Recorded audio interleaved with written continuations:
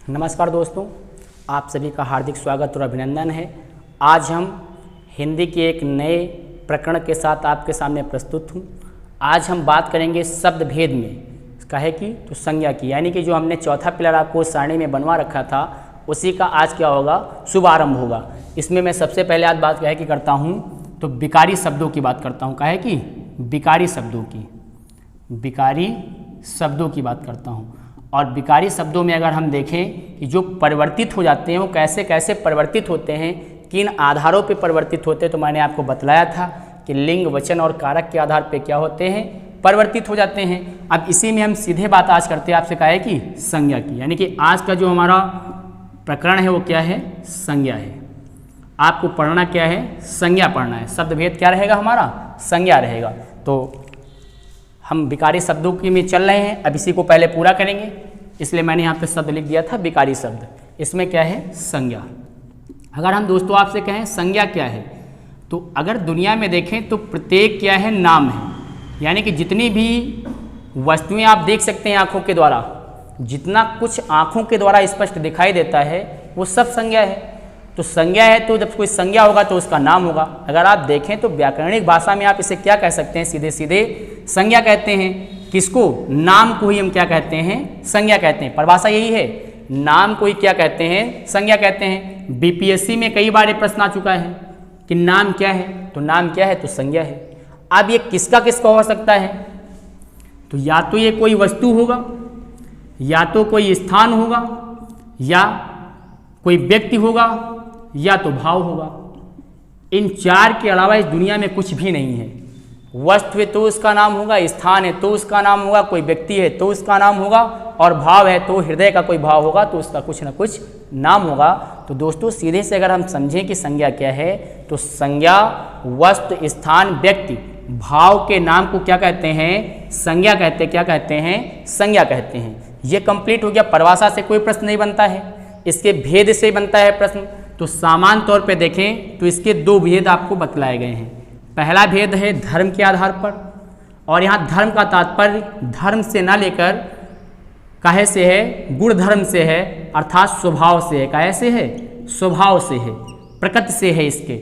और दूसरा अगर हम देखें इसी पर तो क्या कह सकते हैं, इसको अगर हम दूसरा इसका दृष्टि देखें तो जो द्वितीय दृष्टि होती है वो वस्तु के आधार पर होती है। कैसी होती है, तो वस्तु के आधार पर होती है। वस्तु के आधार पर ये सारी व्याख्याएं बहुत डीपली करेंगे आपसे। किसी भी प्रकार का कोई प्रश्न नहीं छूटना चाहिए। अगर आपके पार्ट ऑफ स्पीच मजबूत हैं तो हिंदी को समझना, उसे परीक्षा में कैसे प्रयोग करें, वो सारी बातें बहुत ही आसानी से क्या होती हैं, आप सॉल्व आउट कर लेंगे। अगर आपकी ये व्याकरण बहुत कमज़ोर है तो फिर हिंदी में आपको जगह जगह पर क्या होगी, दिक्कत होगी। अब धर्म या स्वभाव के आधार पर देखें तो केवल एक प्रकार की विद्वानों ने बतलाया है, भाववाचक। क्या कहा है इसको, भाववाचक संज्ञा कह दिया। और अगर आपसे यहाँ पे देखें वस्तु के आधार पर, तो यहाँ पर इन्होंने चार तरह की बतलाई हैं। भाववाचक यहाँ पर हो गया। यहाँ पर देखें तो व्यक्ति, व्यक्तिवाचक, जातिवाचक, व्यक्तिवाचक, जातिवाचक, समूहवाचक। क्या हो जाएगा, समूहवाचक हो जाएगा, समूहवाचक। और एक हो जाएगा द्रव्यवाचक। क्या हो जाएगा, द्रव्यवाचक। यानी कि वस्तु के आधार पे चार प्रकार की, व्यक्तिवाचक, जातिवाचक, समूहवाचक, द्रव्यवाचक। इधर क्या हो गया, भाववाचक, और केवल एक धर्म के आधार पर। तो अगर दो पिलर देख लें तो ये हो गई। अगर वर्तमान में आपसे क्वेश्चन पूछा जाए कि संज्ञा कितने प्रकार की होती है, तो प्रश्न में क्या टिक करेंगे आप, 5 प्रकार की होती है। कितने प्रकार की होती है, 5 प्रकार की। हिंदी के पार्ट ऑफ स्पीच और अंग्रेजी के पार्ट ऑफ स्पीच में नाउन सेम होता है, इसलिए हिंदी में भी 5 और अंग्रेजी में भी कितने होते हैं, 5 होते हैं। तो यहाँ पे क्या है, 5 प्रकार के हो गए, वहाँ भी कितने होते हैं, 5 प्रकार के हो सकते हैं। इसके व्यवहारिक अध्ययन में देखें तो कई प्रकार अलग अलग से देखने को मिलेंगे। तो ये जो 5 प्रकार हैं, इसको अगर हम जनरली देखें तो 2 हिस्सों में बांट सकते हैं। इन पांचों को कितने हिस्सों में बांट सकते हैं, 2 हिस्सों में बांट सकते हैं। एक हो जाएगा प्राणीवाचक और एक हो जाएगा अप्राणीवाचक। प्रश्न अगर वास्तव में देखें तो यही से बनता है। लिंग पहचानना होगा तो इसी का प्रयोग करेंगे। तो एक हो जाएगा प्राणीवाचक और दूसरा हो जाएगा अप्राणिवाचक, अप्राणिवाचक संज्ञा। तो प्राणिवाचक का मतलब ये जिसमें प्राणी हो, अर्थात जो सजीव होते हैं वो क्या होते हैं, प्राणिवाचक कहलाते हैं। और जो अप्राणी होता है उसका तात्पर्य है निर्जीव, अर्थात निर्जीव वस्तुओं का जो अध्ययन है वो किसके अंतर्गत करते हैं, अप्राणिवाचक संज्ञा के अंतर्गत करते हैं, उसके अंतर्गत रखते हैं। और जो सजीव होती है उनको किसके अंतर्गत रखते हैं, तो प्राणिवाचक के अंतर्गत रखते हैं। ये मैंने आपको इसलिए बता दिया कि हमारे पढ़ाने का जो तरीका है, जैसे लिंग निकालना है, वचन निकालना है, वो कैसे निकालेंगे तो इन्हीं के आधारों पर निकालते हैं। इसलिए मैंने आपको बतला दिया कि मुख्य रूप से अगर कंपटीशन में पूछे प्रश्न कि संज्ञा कितने प्रकार की होती तो सीधे सीधे क्या करेंगे, 5 टिक करेंगे। लेकिन बड़ा एग्जाम होता तो थोड़ा डीपली क्वेश्चन बन जाता है कि धर्म या स्वभाव के आधार पर विद्वानों ने तो भाववाचक, और दूसरा वस्तु के आधार पर बांट रखा। वनडे एग्जाम आप दे रहे हैं कोई, उसमें डायरेक्ट आप क्या टिक करेंगे, 5 टिक करेंगे। संज्ञा 5 प्रकार की होती है और ये पांचों जो आधार हैं वो किस आधार पर हैं, तो एक प्राणिवाचक के आधार पर और दूसरा अप्राणिवाचक के आधार पर, अर्थात सजीव और निर्जीव की वस्तुओं का अध्ययन करते हुए मैंने क्या किया, इसको 5 रूपों में बांट रखा है। अब प्रश्न अगर हम देखें सबसे ज़्यादा परीक्षा में कहाँ से पूछे जाते हैं, तो मैंने वादा किया है कि आपको देखिए परीक्षा मैंने पहले ही बतला रखा है कि बहुत ही कम ज्ञान की जरूरत होती है परीक्षा को पास करने के लिए। ज़रूरत होती है तो केवल रिवीजन की ज़रूरत होती है। आप जितना मल्टीपल टाइम्स रिवीजन करेंगे परीक्षा देने में आपको उतना आसानी रहेगी। तो अगर हम देखें तो सर्वाधिक क्वेश्चन व्यक्तिवाचक संज्ञा से बनते हैं, फिर भाववाचक संज्ञा से सर्वाधिक प्रश्न बनते हैं परीक्षा में, और यहाँ से कोई प्रश्न नहीं बनते। सामान्यतः कभी बन जाते हैं ना, समूहवाचक से कभी कभी प्रश्न बन जाते हैं।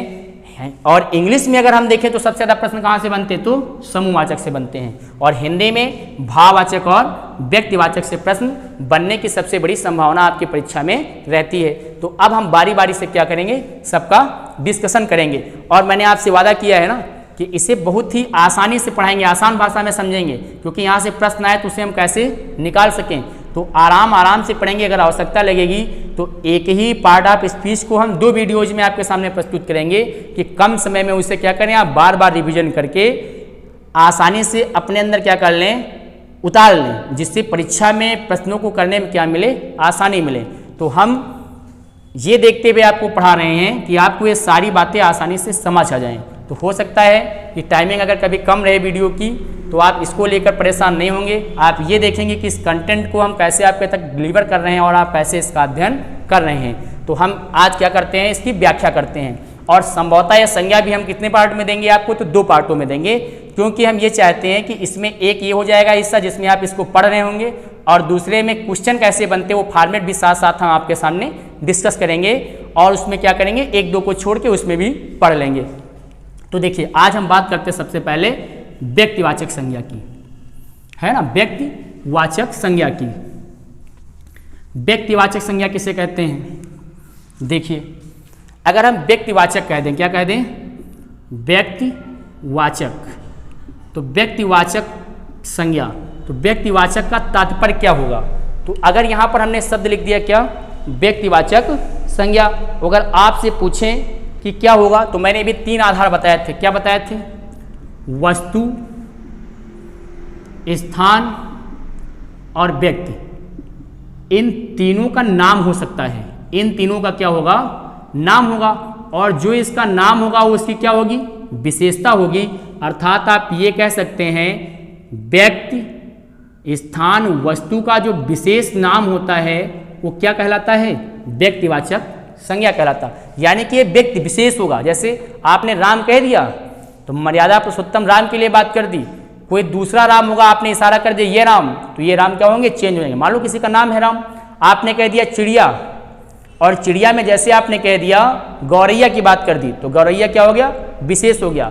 आपने कह दिया बापूजी, तो बापूजी दुनिया में केवल एक ही, कौन है, महात्मा गांधी जी, तो आप क्या हो गए, वो महात्मा गांधी जी विशेष हो गए, अर्थात क्या बन गए, व्यक्तिवाचक बन गए। आपने लखनऊ कह दिया तो लखनऊ केवल लखनऊ है, तो इसलिए क्या बन गया, व्यक्तिवाचक बन गया। आपने साइकिल कह दिया तो व्यक्तिवाचक नहीं, लेकिन आपने जैसे कह दिया हीरो की साइकिल, तो वो व्यक्ति विशेष हो गया, अर्थात वो क्या बन गया, व्यक्तिवाचक बन गया। तो जब किसी नाम की विशेषता हो, केवल उसे विशेष के रूप में हम प्रयोग कर रहे हो, तो क्या होता है, व्यक्तिवाचक कहलाता है। जैसे मैंने यहाँ पे आपके लिए लिख दिया लखनऊ, लखनऊ, बाराबंकी,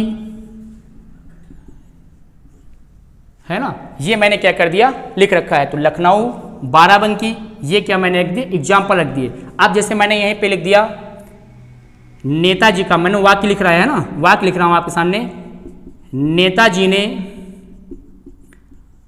आज़ादी में, या नेताजी ने भारत, आप और इसे छोटा करना चाहें, नेताजी का योगदान, नेताजी का योगदान अतुलनीय है, अतुलनीय है।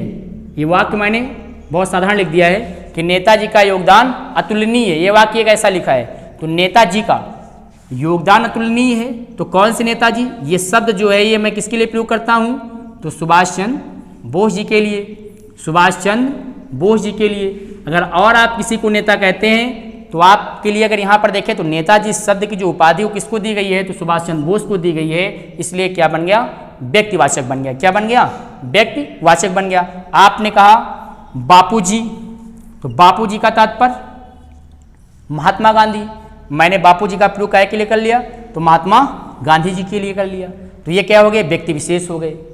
तो मैंने आपको ये समझाया अगर कोई वस्तु, स्थान, व्यक्ति है और उसका नाम होता तो विशेष होता, वो उसकी विशेषता होती तभी उसका नामकरण करते हैं, इसलिए वो क्या बन जाता है, व्यक्तिवाचक बन जाता है, चाहे वो वस्तु हो, चाहे वो स्थान हो, चाहे वो व्यक्ति हो। तो ये हमारा क्या बन गया, व्यक्तिवाचक संज्ञा बन गई। जैसे कुछ मैंने आपके सामने उदाहरण रख रखे हैं और इन उदाहरणों के माध्यम से मैंने आपको समझाया कि व्यक्तिवाचक कैसे बन सकता है या व्यक्तिवाचक क्या हो सकता है। अब इसी तरह से अगर हम देखें जातिवाचक, क्या देखें, जातिवाचक, इन सारी की व्याख्या करने के बाद हम प्रश्न आपके सामने रखेंगे अगले वीडियो में, वहाँ से हम डिस्कशन करेंगे और इसके बारे में ना कि कैसे इसे पहचानेंगे। तो इसलिए संज्ञा को भी हम कितने पार्ट में देंगे आपको, तो 2 पार्टों में देंगे। तो एक मैंने आपके सामने डिस्कस कर लिया क्या, व्यक्तिवाचक।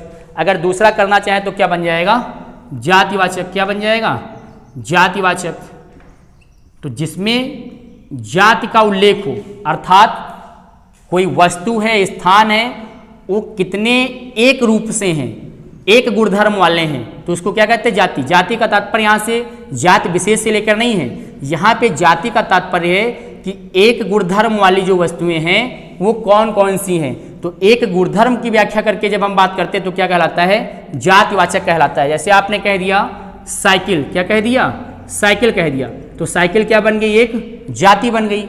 आपने क्या कह दिया, अध्यापक कह दिया, तो अध्यापक एक जाति बन गई। आपने इसी तरह से क्या कह दिया, भैंस, तो भैंस क्या हो गई, एक जाति हो गई। आपने क्या कह दिया, गाय, तो गाय क्या हो गई, एक जाति हो गई। अर्थात एक जैसे गुणधर्म वालों की जब हम एक साथ बात करते तो क्या बन जाता है, वो जातिवाचक बन जाता है। अगर इसी साइकिल में आपने नाम रख दिया हीरो, हीरो साइकिल, तो ये व्यक्तिवाचक बन गया। अर्थात जातिवाचक से व्यक्तिवाचक भी बना सकते हैं। अध्यापक में आपने किसी का नेम ले लिया, नाम ले लिया, तो व्यक्ति विशेष हो गया, तो ये व्यक्तिवाचक बनते चले जाते हैं। भैंस में आपने किसी भैंस का नाम, जैसे आपने कह दिया मुर्रा भैंस, तो मुर्रा नाम ले लिया, तो क्या बन गया, व्यक्तिवाचक बन गया। आपने गाय रखा, यहाँ पे आपने क्या कह दिया, साहीवाल, तो साहीवाल क्या बन गया, एक गाय बन गई जो विशेष हो गई। तो ये हमारे क्या बन गए, व्यक्तिवाचक, जबकि ये क्या बन गए, तो जातिवाचक। तो मैंने जातिवाचक का मतलब ये आपको समझाया कि जब एक ही गुणधर्म की बातें की जा रही हों, एक जैसे ही लक्षण हो, तो उनका जो एक समूह बन जाता है ना, या एक उनकी जो जाति बन जाती है, वो क्या कहलाती है, सीधे सीधे जातिवाचक संज्ञा कहलाती है।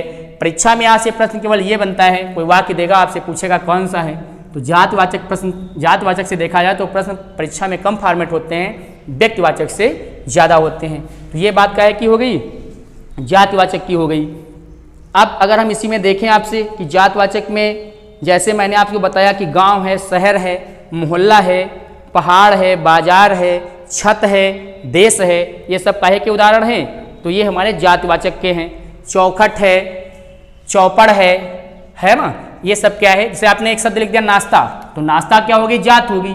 अब इसमें रसगुल्ला, पिज्जा, बर्गर रख रहे हैं, तो वो हमारा क्या बन जाएगा, विशेष बंदा चला जाएगा, तो क्या हो जाएगा, हमारा व्यक्तिवाचक हो जाएगा। ये क्या है, जातिवाचक। आपने कह दिया भोजन, तो भोजन कैसा है, जातिवाचक। शब्द रख दिए इसमें रोटी, सब्जी, चावल, दाल, तो ये क्या बनता चला जाएगा उसके अंदर, व्यक्तिवाचक। अब जैसे आपने केवल दाल कह दिया, ये शब्द नहीं लगाया, काहे की दाल है, तो दाल क्या है, जातिवाचक। जितनी दुनिया की दालें सब इसके अंतर्गत आएंगी, है ना। आपने यहाँ पे कह दिया चने की दाल, तो फिर क्या बन गया, व्यक्तिवाचक बन गया। तो आपको यही समझना होता है, यही कॉन्सेप्ट जब समझ लेंगे तो परीक्षा में करना क्या रहेगा, आसान रहेगा। तो दोस्तों आज हम यहीं तक की बातें आपसे करते हैं। अगले वीडियो में क्या करेंगे, हम इसके जो शेष पार्ट बचे उनकी व्याख्या करेंगे, प्रश्न परीक्षा में कैसे बनते उनकी व्याख्या करेंगे। तो आज यहीं पर रखते हैं। जय हिंद, जय भारत।